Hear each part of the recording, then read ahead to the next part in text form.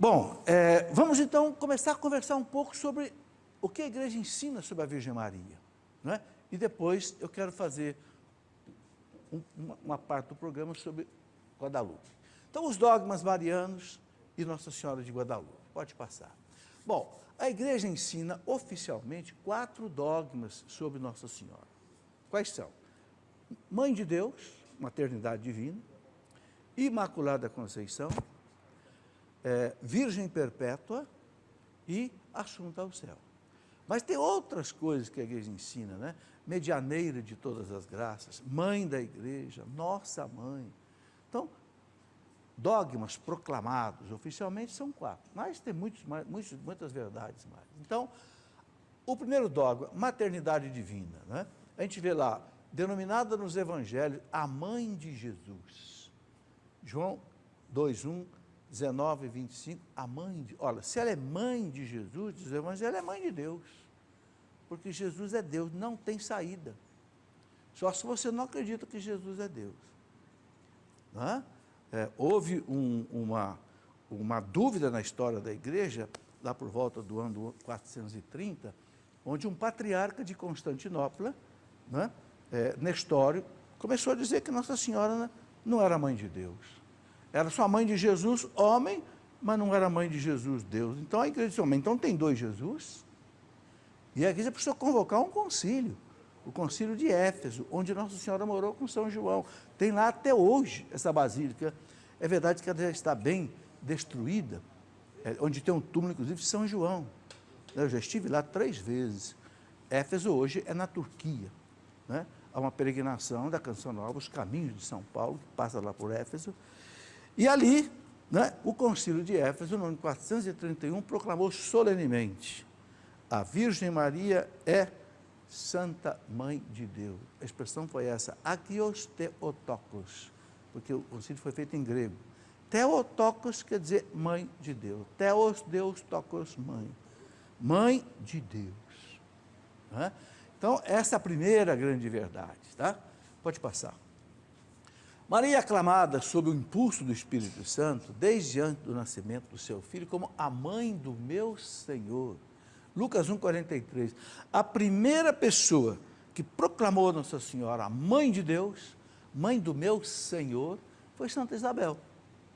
Quando Maria subiu de Nazaré para a Galiléia, para a Judéia, e foi encontrar lá em Carém, a cidade onde morava Santa Isabel, as duas mães grávidas se encontraram. A mãe de João Batista e a mãe de Jesus. O menino estremeceu no seio de Isabel, né?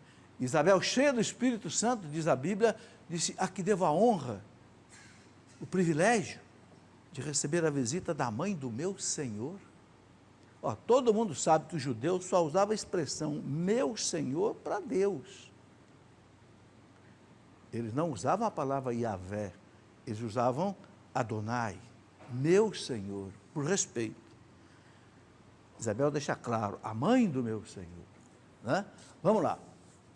Com efeito, né, diz o Catecismo da Igreja Católica, no parágrafo 495, o Catecismo da Igreja diz assim, com efeito, aquele que ela concebeu do Espírito Santo como homem e que se tornou verdadeiramente seu filho, segundo a carne, não é outro que o Filho eterno do Pai.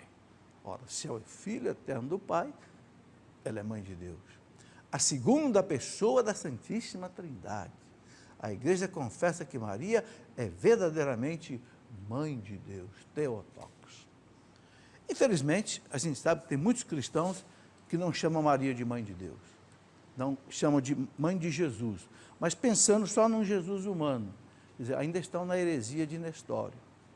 Para nós católicos, não. Maria é mãe de Deus. Não foi ela quem gerou Jesus. Jesus é gerado desde toda a eternidade no seio do Pai. Não tem princípio e não tem fim. Mas quando o Verbo quis se encarnar, ele precisou ter uma mãe. Então, ela se tornou mãe de Deus. É toda a conclusão do concílio de Éfeso, inclusive ali onde São Cirilo, né, de Jerusalém, batalhou pesadamente contra a heresia. Vamos lá. O segundo dogma, o dogma da Imaculada Conceição. Eu queria só, antes de entrar na Imaculada Conceição, lembrar o seguinte, que quando a gente reza a Ave Maria, na segunda parte nós dizemos Santa Maria, Mãe de Deus. Isso é muito importante. Quando você é Mãe de Deus, você pensa assim, ela pode tudo. São Bernardo, doutor da igreja, dizia que Nossa Senhora é a onipotência suplicante. Ou seja, tudo que ela pedir, ela consegue. Ele fala, ela não é onipotente por natureza como Deus, ela é onipotente por graça de Deus. Deus não nega nada para ela. E a prova disso é as bodas de Caná. Não era a hora do milagre, Jesus deixou claro, mas ela pediu e ele transformou 600 litros de água em vinho, Não foi um copinho de água em vinho, não, nem uma jarrinha, não, foram seis talhas de 100 litros cada um. Lá em Caná da Galileia, está lá, quem já foi lá já viu, as talhas de pedra, que estão lá até hoje, e Jesus transformou água em vinho, porque a sua mãe pediu. Então, quando você rezar Santa Maria, Mãe de Deus, dê uma paradinha e pensa assim, a senhora pode tudo. Não há problema que a senhora não possa resolver. Não há beco sem saída para a senhora, porque a senhora é Mãe de Deus. O que ela vai pedir a Deus que Deus não faça? O que sua mãe pede a você que você não faz? Não é? Só se não for bom para nós, só se não estiver no plano de Deus, aí não vai. Ela nem pede para Deus, mas se for bom para nós, estiver no plano de Deus, não há dúvida. Ok, o segundo dogma é a Imaculada Conceição. Por que Deus, então, a fez concebida sem pecado original, que nós proclamamos dia 8 de dezembro? Porque é Mãe de Deus. A Mãe de Deus não pode ter pecado. Não é? Santo Agostinho, vamos ver uma palavra de Santo Agostinho aí, lá no século IV, mas nem pensar nisso. Pensar que a mãe do Filho de Deus pudesse ser escrava do demônio pelo pecado original, mas nem pensar. Seria uma blasfêmia a Cristo. Então, Deus a preservou do pecado original pelos méritos da morte do seu Filho na cruz, que ia acontecer. Só que para Deus não tem problema o tempo. O tempo não existe para Deus. Para Deus só existe presente. Para Deus não tem passado, para Deus não tem futuro. Então, como Deus já sabia, no presente de Deus, sabia que o Cristo ia ser crucificado, ia derramar o seu sangue, pelo sangue do Filho, que ainda ia nascer, ainda ia ser crucificado, pelos méritos dele, Deus a preservou do pecado original. É muito importante entender isso. Nós fomos livres do pecado original pelo batismo. O que o batismo faz em nós? O batismo aplica a cada um de nós a morte e a ressurreição de Cristo. São Paulo fala na carta aos Romanos, capítulo 6, versículo 3. Quem é batizado é mergulhado na morte de Cristo, morre com o Cristo e ressuscita com o Cristo. O que equivale a dizer, morre na mão do demônio e ressuscita na mão do Pai. Entenderam? Maria não teve o pecado, mas ela foi salva por Cristo? Foi. Como? Antecipadamente. Vou fazer uma comparação para você entender. Você pode ficar livre de uma doença de duas maneiras. Vamos supor, você pegou uma infecção grave, uma doença, você pode tomar um antibiótico e ficar curado. Ou então você pode tomar uma vacina e não ser contaminado. Está certo? Você foi curado das duas formas. Uma forma pela vacina, outra forma pelo antibiótico. Nós fomos curados pelo antibiótico do batismo. Nossa Senhora foi curada pelos méritos da morte do seu Filho na cruz. Entenderam?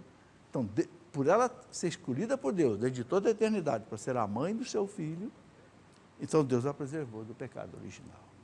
Está aqui. Então, o Papa Pio IX, que proclamou este dogma em 1854, Pio IX, na bula Inefabilis Deus, Deus inefável, ele disse, nós declaramos e decretamos, é assim que o Papa fala quando proclama um dogma, nós declaramos, decretamos e definimos, acabou, não tem dúvida mais, que a doutrina segundo a qual, por uma graça e um privilégio especial, de Deus Todo-Poderoso e em virtude dos méritos de Jesus Cristo, olha aqui, em virtude dos méritos de Jesus Cristo, Salvador do mundo, a bem-aventurada Virgem Maria foi preservada de toda a mancha do pecado original no primeiro instante de sua conceição. Conceição quer dizer concepção, quando ela foi gerada no seio da sua mãe, Santa Ana.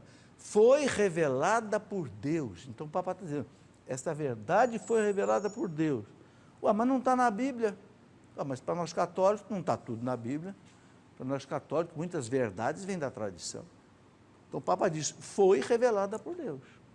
E deve, por conseguinte, ser crida, acreditada, firmemente e constantemente por todos os fiéis.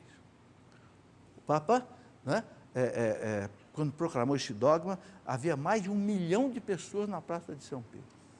E foi uma louvação. A igreja acreditava nisso. O Papa proclamou, volta um pouquinho, o Papa proclamou em 1854, 8 de dezembro. Mas a igreja acreditava nisso desde o primeiro século. Só que, nos vários séculos, havia alguns teólogos que ponham em dúvida. Até que houve um grande teólogo franciscano, João Duns Scoto, em 1450 e pouco, ele clareou a questão. Era conveniente que a Mãe de Deus fosse imaculada? Era. Deus podia? Podia. Por quê? Pelos méritos de Cristo. Então Deus o fez. E a cristandade entendeu, o Papa entendeu, e colocou como dogma de fé para que não houvesse mais dúvida. Agora é interessante notar o seguinte, 2 sinais muito fortes sobre a Imaculada. 1830, notem bem, o dogma foi proclamado em 1854, 24 anos antes, 1830, Nossa Senhora apareceu na França, lá na rua de Lubac, lá da Medalha Milagrosa, né? Para Santa Catarina Labouré, aquela freirinha da Visitação, e mandou que ela cunhasse aquela medalha, a medalha milagrosa. Eu uso essa medalha aqui, né? Aqui no peito, essa medalha, aquela medalhinha, e Nossa Senhora mostrou para ela que em volta da medalha, escrita em letras de ouro, ó Maria, concebida sem pecado, rogai por nós que recorremos a vós. Veja, isso 24 anos antes do Papa proclamar o dogma. Aí o Papa proclamou, 1854. 4 anos depois, 1858, Nossa Senhora começa a aparecer em Lourdes, na mesma França. Só que lá, na gruta de Marsabielle, no lugarejo da França, né? Para aquela menininha, né? Bernadette Soubirous. 10 anos de idade, nem francês falava um dialeto da região. E Nossa Senhora começou a aparecer para ela e pediu que ela pedisse ao padre dali, que fizesse uma capela ali, que dali ela queria distribuir as suas graças. Né? Nossa Senhora ama muito uma capela, porque ela sabe que tinha uma capela, o povo vem, ela abençoa. Mas o padre não acreditava. E o padre pediu que Bernadette pedisse a ela o nome. Qual é o nome dessa senhora que está aparecendo para você? Diga a ela que eu não recebo ordens de pessoas, que eu não sei quem é que está mandando o recado. E coitadinha da Bernadette disse para Nossa Senhora, o padre quer saber o seu nome. Ela disse, está bem, na última aparição eu vou dizer meu nome. Aí falou, Je suis l'Immaculée Conception. Falou em francês, eu sou a Imaculada Conceição. Bernadette não entendeu, porque ela não sabia o francês. O quê? Ela pensou que Nossa Senhora fosse dizer, eu sou Maria, a mãe de Jesus. Ela disse o título que o Papa tinha dado, Imaculada Conceição. E para não esquecer, o que ela fez? Ela foi andando até a casa do padre repetindo, Je suis l'Immaculée Conception, Je suis l'Immaculée Conception. Quando o padre atendeu, ela disse, padre, o nome da senhora, não sei o que quer dizer, mas ela disse que é isso, Je suis l'Immaculée Conception. Eu sou a Imaculada. O padre caiu das pernas. Porque o padre sabia que 4 anos antes o Papa tinha proclamado o dogma da Imaculada Conceição. É maravilhoso. Nossa Senhora desceu à terra para dizer, eu sou imaculado, não tem pecado original. Segundo, o Papa não erra. O dogma da infalibilidade, que o mesmo Papa Pio IX proclamou em 1870, no Concílio Vaticano I. É muito bonito, né? Bom, vamos lá. Pode passar.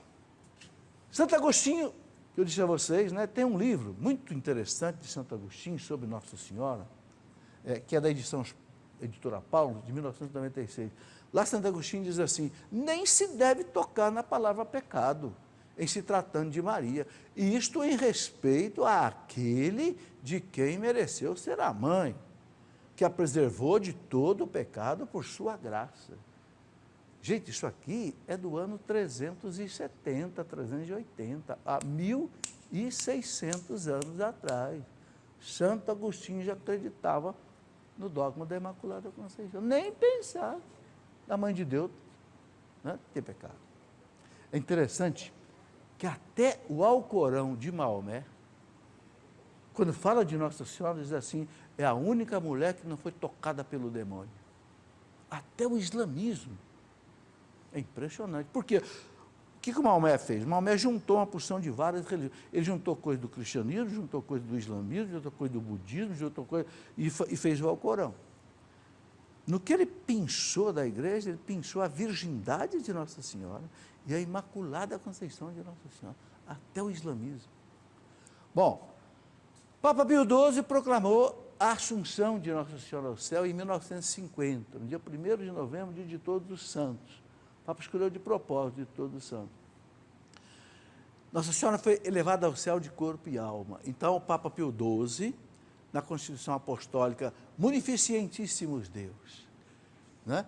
Ele disse, olha, palavras do Papa, depois de haver mais uma vez elevado a Deus nossas súplicas e invocado as luzes do Espírito Santo, pronunciamos, declaramos e definimos. Aí é dogma de fé. Ser dogma de fé é revelado por Deus. Repito, não está na Bíblia. Mas é preciso entender que a igreja não tira todas as verdades religiosas da Bíblia, tira tudo da Bíblia e também da tradição. Aqui vem da tradição. Foi revelado por Deus revelado o quê? Que a Imaculada, Mãe de Deus, sempre Virgem Maria, já que você está falando de um outro dogma, sempre Virgem Maria, terminado o curso de sua vida terrestre, foi elevada à glória celeste em corpo e alma. A única criatura que está no céu, de corpo e alma, além de Jesus, é a Virgem Maria. Todos os outros santos estão no céu com a alma. O corpo está na terra. Todos os corpos vão ressuscitar no último dia, quando Jesus voltar, na parousia. Maria já ressuscitou. É dogma de fé. Seu corpo não se corrompeu na terra. Por quê? Porque é o corpo que gerou o Filho de Deus. Os santos dizem, como é que Deus ia deixar um corpo desse se corromper? Não teve o pecado original? Nós tivemos, mas ela não teve. Vamos continuar a nossa caminhada aqui com Nossa Senhora e as coisas que a igreja ensina sobre ela. Pode passar? O quarto dogma, a virgindade perpétua da Virgem Maria. É uma coisa que muita gente não entende. Como é que Nossa Senhora deu à luz e continua virgem? Virgem perpétua. É virgem perpétua. O dogma é esse. Né? Bom, o que diz o catecismo da igreja? Diz assim, olha, desde as primeiras formulações da fé, a igreja confessou que Jesus foi concebido exclusivamente pelo poder do Espírito Santo no seio da Virgem Maria, afirmando também o aspecto corporal deste evento. Então, ela concebeu Jesus por obra do Espírito Santo. Não houve a participação de um homem. Claro, não haveria homem na terra capaz de gerar o Filho de Deus, né? Jesus foi concebido do Espírito Santo sem sêmen, ou seja, sem a participação de um homem. É o Concílio do Latrão, lá em Roma, no ano 649, disse isso. Bom, os padres da igreja, aqueles primeiros grandes doutores da igreja, Santo Agostinho, São Gregório de Nícia, São Basílio Magno, aqueles gigantes da igreja, viram na concepção virginal de Nossa Senhora o sinal de que foi verdadeiramente o Filho de Deus que veio à humanidade como a nossa. Está no parágrafo 496 do Catecismo. Quer dizer, a virgindade foi um sinal para a igreja de quem era o Filho de Deus que estava nascendo. E veja que 700 anos antes, o profeta Isaías já tinha dito, Isaías 7,14, eis que uma virgem conceberá e dará à luz um filho, Emanuel, Deus conosco. 700 anos antes, Deus já avisou, é uma virgem que vai trazer o Salvador. Muito bem, pode passar. O catecismo diz aqui, aí diz uma coisa importantíssima, né? Também está lá na Lumen Gentium do Vaticano II, no parágrafo 57. Diz assim: o aprofundamento da sua fé na maternidade virginal levou a Igreja a confessar a virgindade real e perpétua. Presta atenção nisso aqui, ó. Virgindade real e perpétua. Quer dizer, ela continuou virgem depois que Jesus nasceu. O nascimento de Jesus não quebrou a sua virgindade. Milagre de Deus, certo? A confessar a virgindade real e perpétua de Maria, mesmo no parto do Filho de Deus feito homem. Santo Agostinho dizia, virgem antes, durante e depois do parto. Santo Agostinho, já no século IV. Com efeito, o nascimento de Cristo não violou a integridade virginal de sua mãe. Está no Catecismo, está na Lumen Gentium, do Concílio Vaticano II. Então, é dogma de fé, nós não conseguimos entender, e ninguém entende nada que Deus faz, porque tudo que Deus faz é mistério. Você entende como é que um ovo vira um pintinho? Se você entender, me explica, porque você entende como é que um feijãozinho põe na terra e vira um pé de feijão? Nós não entendemos nada do que Deus faz. Nem tente entender. Então você arrebenta a cachola, porque não cabe. Então Deus quis deixar um sinal. A mãe do Verbo vai ser permanentemente virgem. Um grande santo da igreja, São Cirilo de Alexandria, lá do século III, ele diz assim, é fácil explicar a virgindade perpétua de Maria. Ele diz assim, a luz não atravessa o vidro de um lado para o outro sem quebrar o vidro? Por que o Verbo não pode entrar e sair no seio da mãe sem rasgar as paredes? Para Deus, é uma brincadeira. A luz não passa do vidro sem quebrar o vidro, de um lado para o outro? O Verbo entrou e saiu no ventre da mãe sem rasgar as paredes. Esse dogma foi proclamado, lá por volta do ano 300 e pouco, numa cidadezinha italiana chamada Capua, por um papa da igreja. No ano de 1992, o Papa João Paulo II fez questão de ir a essa cidadezinha e disse lá, não tentem entender o mistério da virgindade perpétua de Nossa Senhora. Não tentem querer entender pela biologia, pela medicina, que não vão entender, porque é milagre. Milagre não se consegue, não cabe na nossa compreensão. A beleza, né? Deus quis deixar esse sinal. Isso quer dizer que a maternidade comum é algo prejudicado? Não. Foi Deus quem fez a mulher dar à luz desse jeito. Só que, como diz Santo Agostinho, né? Para aquele que é extraordinário, todas as coisas são excepcionais. Né? O Filho de Deus, tudo para ele é diferente. Né? Tudo para ele é diferente. Todos os acontecimentos da vida de Jesus. Porque, além de homem, é Deus. Né? Bom, vamos em frente. A liturgia da igreja celebra Maria como a eipartenos, que em grego quer dizer sempre virgem. Lumen Gentium 52, Catecismo da Igreja Católica 499. Eipartenos. Partenos em grego quer dizer virgem. Por isso que lá na Grécia, lá, né, naquele lugar alto da Grécia, lá tem o templo da Virgem, a Virgem de Atenas, né? Era o Partenon, a Virgem, o templo da Virgem, a deusa Ateneia, deusa de Atenas. Era considerada a Virgem com as suas vestais, né? Que guardavam o fogo sagrado da Virgem. Então, esse eipartenos, que quer dizer sempre virgem. Né? Por isso que a igreja usa muito essa expressão, a Virgem Maria. Bom, pode passar. Santo Agostinho dizia, Maria permaneceu virgem, concebendo seu filho, virgem ao dá-lo à luz, virgem ao dá-lo à luz. virgem ao carregá-lo, virgem ao alimentá-lo do seu seio, virgem sempre. Está lá no sermão 186 de Santo Agostinho, sermão de Natal. Pode passar. Ele dizia ainda, Santo Agostinho, lá na obra dele, De Fide et Symbolo, né? Santo Agostinho dizia, com efeito, assim como nesse sepulcro nenhum morto foi sepultado, nem antes nem depois, também no seio virginal de Maria, nem antes nem depois ser mortal algum foi concebido. Isso para quebrar aquela dúvida se que Maria teve filho depois de Jesus. Nunca teve. Olha um testemunho do século IV. Olha aqui. Também no seio virginal de Maria, nem antes e nem depois do nascimento de Jesus, ser mortal algum foi concebido. E Santo Agostinho dava uma explicação, eu não trouxe aqui para não ficar muito grande.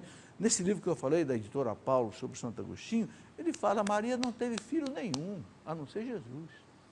E ele explica exatamente, a expressão irmãos de Jesus é porque o hebraico não tinha palavra-prima. Então, São Mateus, que escreveu em hebraico, usou a expressão irmão, que os judeus usavam a expressão irmão para todos os parentes próximos. Santo Agostinho dá essa explicação no século IV. Ok? Bem, vamos em frente. Agora, a igreja ensina muitas outras coisas sobre Nossa Senhora, que ela é medianeira das graças. E veja, eu queria que você visse agora, notasse aqui, eu vou colocar uma série de citações só de santos padres doutores da igreja.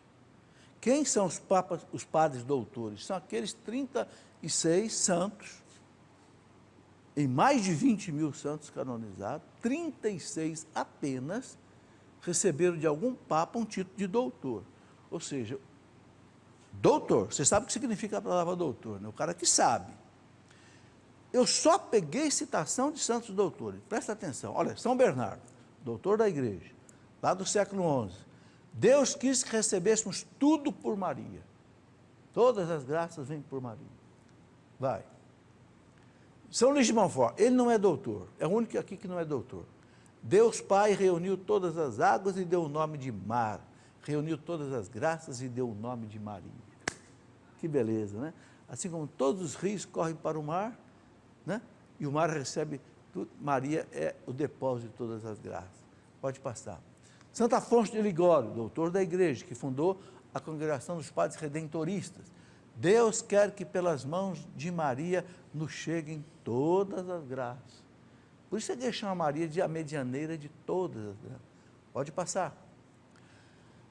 Ele ainda diz, a ninguém isso pareça contrário à teologia, pois Santo Agostinho, então Santo Afonso citando Santo Agostinho, pois Santo Agostinho, autor desta proposição, estabelece como sentença, geralmente aceita, que Maria tem cooperado por sua caridade para o nascimento espiritual de todos os membros da igreja. Nascimento espiritual, quer dizer, é a mãe espiritual. São Boaventura, doutor da igreja, aquele amigão de São Francisco de Assis, né, franciscano. Deus depositou a plenitude de todo o bem em Maria, para que nisso conhecêssemos que tudo que temos de esperança, graça e salvação, dela deriva até nós. Olha o que um doutor diz, tudo que nós recebemos de Deus, esperança, graça, salvação, vem através de Maria. Qual é o raciocínio desses homens? O raciocínio desses homens é muito interessante. Eles dizem assim, qual foi a maior graça que a terra recebeu do céu? Jesus, não é? E quem é que trouxe Jesus? Qual foi o canal? A Virgem Maria. Ela é uma avenida que Deus abriu para que o Filho chegasse até nós. Então os santos dizem, vocês acham que se a maior de todas as graças veio por Maria, vocês acham que as outras graças viriam sem ela? Jamais. É como se, mal comparando, né? É como se você fosse daqui para São Paulo ou daqui para o Rio, nós estamos no meio da Via Dutra, né? Você, ao invés de ir para o Rio, para São Paulo, pela estrada adulta, que é uma autopista, você fosse por uma estradinha vicinal. Não tem graça, né? Se já existe uma avenida aberta, é por ela que Deus caminha. Então, por isso que os santos doutores chama Nossa Senhora de medianeira de todas as graças. Você pede a um santo uma graça, o santo consegue de Deus uma graça, pelos méritos dele de santo, mas a graça chega a você pelas mãos de Maria, entendeu? O canal, o São Bernardo chamava Maria de o aqueduto de Deus. O que é o aqueduto? Aqueduto é aquele tubo que leva água, ou leva óleo, né? São Bernardo dizia, ela é o aqueduto de Deus. Os santos comparam Maria ao colo. Colo é quando você tem, por exemplo, um caminhão de um bombeiro, a borracha, né? A mangueira, quando a tarraxa no tanque do caminhão, aquela rosca ali, aquela junção ali, chama-se colo. Então, o santo doutor diz que Maria é o colo que liga Deus com a humanidade. É por ali que escoa a água do bombeiro, é por Maria que escoa as graças da salvação. Gente, isso vem lá do Santo Agostinho. Não é teologia de 200 anos, 100 anos, não, é teologia de 1.600, 1.700 anos. Né? Vamos lá. Santo Alberto Magno, outro doutor da igreja, um gigante, foi professor de São Tomás de Aquino na Universidade de Sorbonne, em Paris. Grande Santo Alberto Magno. Olha aqui, doutor. É anunciada à Virgem Santíssima tal plenitude de graças, quer dizer, tanta quantidade de graça, que se tornou por isso a fonte e o canal, fonte e canal de transmissão de toda a graça a todo o gênero humano. Toda a graça a todo o gênero humano. Gente, eu estou citando doutores da igreja. É indiscutível. Não é? Vamos lá, pode passar. São Pedro Canígio, doutor da igreja, um homem que combateu o protestantismo, né? Porque olha que ele é do século XVI, logo depois de Lutero, doutor da igreja. São Pedro Canígio dizia, o filho atenderá a sua mãe e o eterno Pai ouvirá seu próprio filho. Eis o fundamento de toda a nossa esperança. Estão vendo? O filho atende a mãe, né? E o eterno Pai ouve o seu filho. Esse é o caminho, né? É a mãe, o filho e o pai. A graça desce. Vamos lá. São Roberto Bellarmino, outro santo doutor da igreja do século XVI. Olha o que diz São Roberto Bellarmino. Todos os dons, todas as graças espirituais, que por Cristo, como cabeça, descem para o corpo místico, né? A igreja, passam por Maria, que é como o colo desse corpo místico. Quando eu falei do colo, olha o colo aqui. Maria é o colo do corpo místico, né? Desce do Cristo para a humanidade. Pode passar. São João Damasceno, outro doutor da igreja, né? Lá ele era de Damasceno, porque era de Damasco, né? Ser vosso devoto, ó Virgem Maria, é uma arma de salvação que Deus dá àqueles que Ele quer salvar. Olha que bonito. Maria é uma arma de salvação que Deus quer dar àqueles que Deus quer salvar. E deu como mãe, aos pés da cruz, né? Mulher, eis aí o teu filho. E por que Jesus chama ela de mulher? Para mostrar quem é aquela mulher lá do Gênesis que vai esmagar a cabeça da serpente. Por isso que Jesus chama Maria de mulher. Você é a mulher do Gênesis e do Apocalipse. Aquela mulher que no Apocalipse parece vestida de sol. Está no capítulo 12 do Apocalipse. Né? E que esmaga a cabeça da serpente.